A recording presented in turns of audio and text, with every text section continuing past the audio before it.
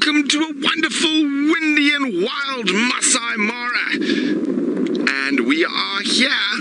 I'm not sure why FC is shouting, but they are shouting. But we are live from Kenya, and some spectacular news is that the migration has arrived. It has arrived much earlier than everyone expected. Unfortunately, the main section of the migration is quite far from here, and we don't have signal at the moment. But these are the forerunners. We're only about 6.5 kilometers from Talek Gate. My name is Brent Smith. I forgot to say I've got Dangerous Dave Eastor, Jamie keeping us company down below, and this is the first of the migration here. You can just see a few zebras. Now you think, oh, 1 or 2 zebras, what nonsense is Brent talking? The migration has arrived. And if we go off into the distance, Dave's going to show you now. The wind is really howling at the moment, but look at that. So the zebras are quite often the forerunners because they keep the grass nice and short. They don't mind long grass, and then the wildebeest come in beyond them. Now, you can just see that hill is littered with zebras. Where's that large? Now you can't really see it, they're too far, but beyond those zebras, that hill that's in the light, the wildebeest are just on the other side of that rise, and they are coming in thick and fast. Remember, all questions to hashtag Safari Live on Twitter. But there we go, you can see a little bit, and this is right at the head of, there's some wildebeest there to the right. There are a few wildebeest interspersed amongst the zebra, but there are definitely more zebra with the forerunners up ahead here. Oh, actually, I'm being so silly. There's some wildebeest right next to me. Over there, Dave. Right next to us. There's some wildebeest. You can see that distinct white beard, which makes them a little bit different from our wildebeest back on Djuma. And you can see there's still zebra everywhere, spread all around. And I know a lot of people have been asking for eland, but look at that wind, the beard blowing in the wind there. It's quite fetching. It's like Eggsy when he's out in the wind. Eggsy, oh, and you can see the rain that's around us. So we've actually even put the roofs on today. We've taken the camera off twice. We're hoping we're going to be able to stay out, but there is a lot of rain around. There, those nice big bull eland.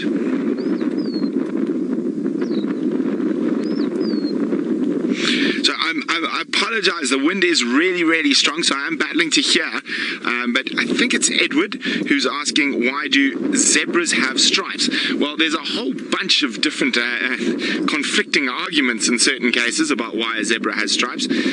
Some people think it is for camouflage, and you think camouflage, what nonsense is Brent talking yet again? But remember, most of the predators see in various shades of grey, and I still think they see a bit of colour. But also, when there's a massive herd of zebras and a lion tries to grab one, all of them running together can create some confusion. I think that's probably the main reason they've adapted those stripes. There's some wildebeest just arriving over that hill. So as I say, it's really windy here. We're completely surrounded by rainstorms. But there we go, there's some wildebeest and zebra just arriving. Okay, sorry Final Control, you're going to have to say that again. I am really struggling to hear you.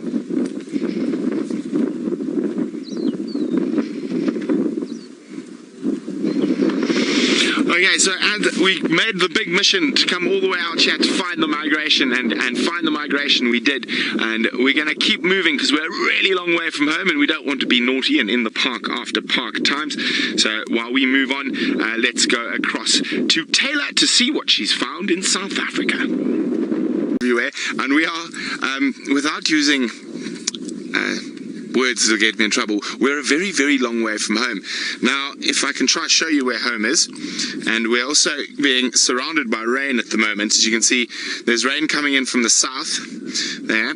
Now, home is, let me work out where we are. Okay, Dave, let's come back here. Home is the top of that hill that's very faint in the distance there. But the distance to home is not what is worrying us. What is worrying us, Dave?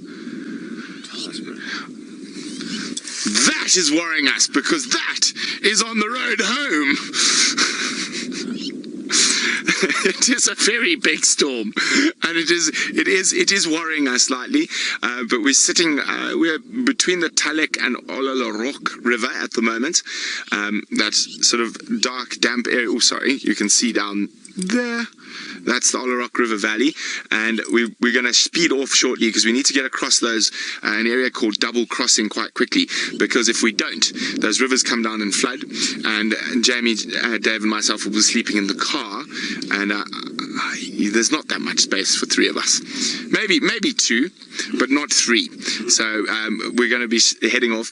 But I was just trying to, it's just the skies and stuff here are just so magnificent, and hopefully, what? I just want to get the shot behind you. Dave wants to have a look behind. It's so pretty. Oh, it's so pretty. Yes, it's so pretty, Dave. Well done. Well, hopefully we'll be able to get through the storm, and on the other side of the storm we'll be able to power up again.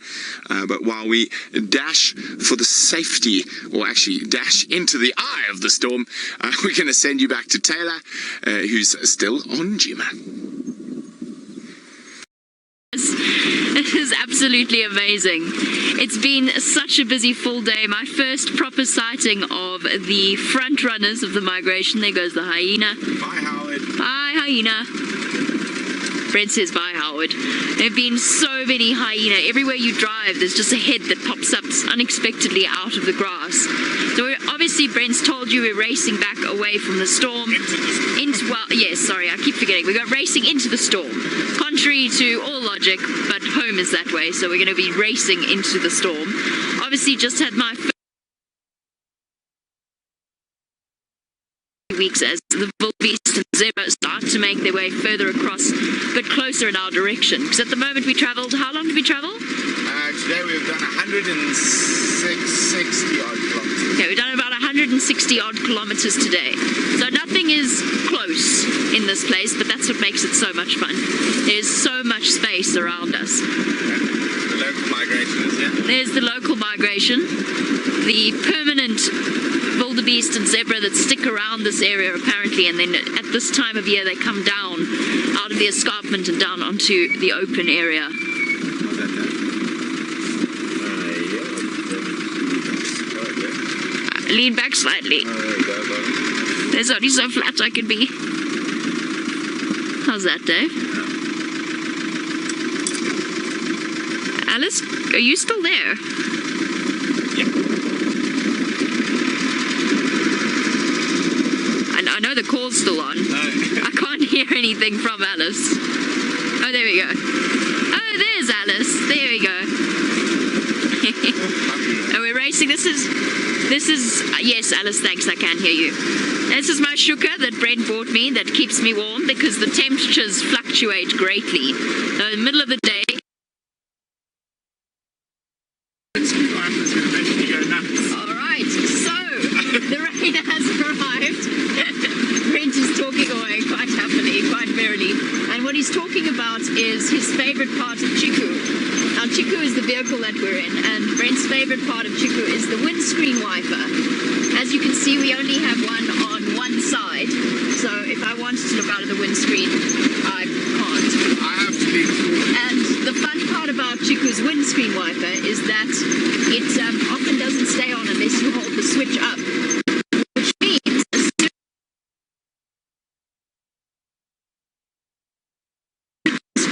anywhere out there. So Brent has to time it by flicking it, which And also the squeak. Squeak, squeak, squeak, squeak, squeak, squeak.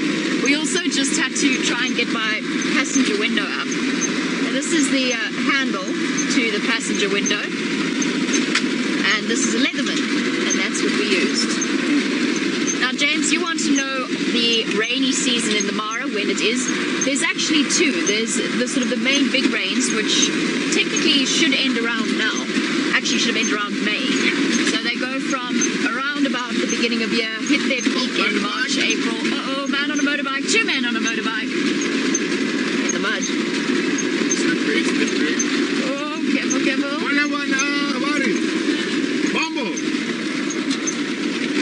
And then after that they have their dry season. Sorry, James, got distracted by the motorbikes that are basically used as private transport. It's taxis. They're a taxi. And then you have the small rains. Is that what they call them? The small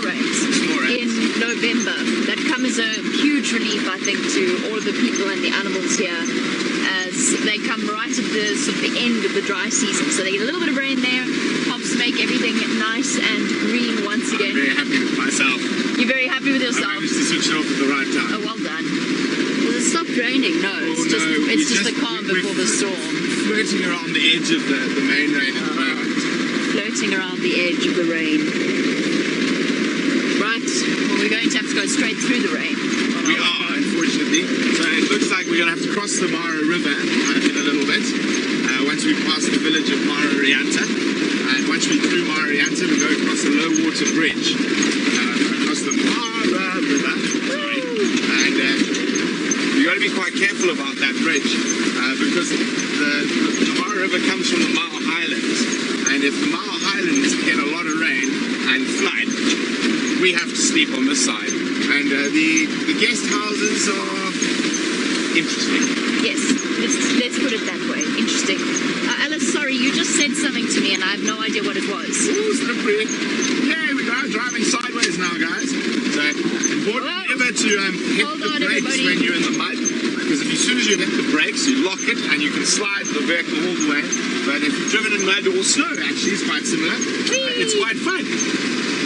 I have a terrifying suspicion that I'm going to be the next person to get stuck because I have not driven in the mud since I came to Djuma, basically. You don't really drive in the mud in Djuma, not all that often. The biggest chance you have of getting stuck at Djuma is an aardvark hole. But out here, the road is slowly but surely washing away. This is a very exciting journey. I've actually completely forgotten where we are. What's the gate called? We went through Musiara again. Musiara, and that's the one that there's a cheetah named Musiara. Musiara had 5 cubs when I arrived. We saw them from a distance the one day, and she now has 1 cub. So very difficult for a cheetah to raise cubs in this area. So many lions, so many hyenas. Shame. I have to say, in this confined space, usually we have the windows open and we have the roof open. I have to say it's now it's gone from quite chilly to now stuffy, substantially stuffy. And the roof patches stand on our seats in order to talk to you, swallow, chew, or hold. And it's really a matter of guesswork. Or avoidance. Preferably avoidance, but then, sometimes there's motorbikes on the other side of the road. And they really don't like our brights. We've added an extra bright LED. It's like being at home with Wendy and Rusty's lights.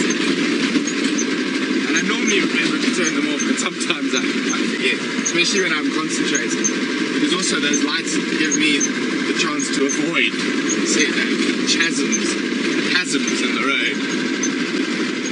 And otherwise, what else can I tell you? Oh, we're in Mara Rianta now. We're in Mara Rianta. I did not know that. We learned something new. It's a village. This is our Mara Triangle stick afternoon. Darby's out the window. It's, the last time Dave and I actually drove down this road at about this time of the day, it wasn't raining, but we hit a serious traffic jam. There must have been about 300 fat-tailed sheep, goats, and cows, and they were not moving towards the other side of the road was theirs. That's a very familiar traffic jam that we've all been in. All right, everybody, I think that Brent and myself need to focus on getting ourselves home, and so we're going to say farewell to you for now, but who knows what exciting things the Mara has in store for us when we rejoin you tomorrow for the sunrise safari. But it sounds as though the competition is heating up between